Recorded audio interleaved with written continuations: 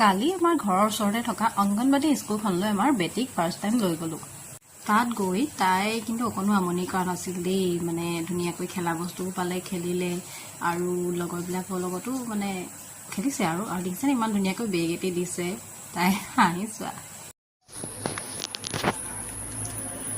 অংগনবাদীলৈ মানে চবেই কৈছে আৰু মানুহহঁতে কৈছে যে কেলে ইমান সোনকালে নিব লাগে, 2 বছৰ হৈ গৈছে, 2 বছৰ দুবাৰ হৈছেহে মানে।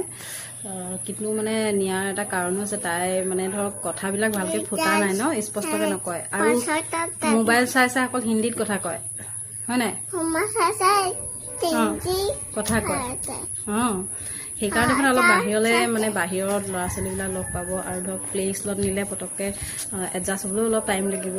সেইকাৰণে মানে তাইক লৈ যাওঁ। এনেও প্লে স্কুলততো দিবই লাগিব বাৰু, ককাইকে য'ত গৈছিলে নৱবছখন তো।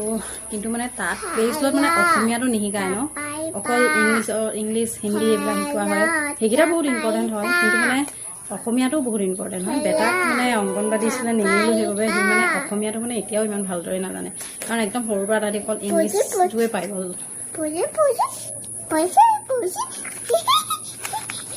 গতিকে আজি আকৌ এবাৰ লৈ যাওঁ।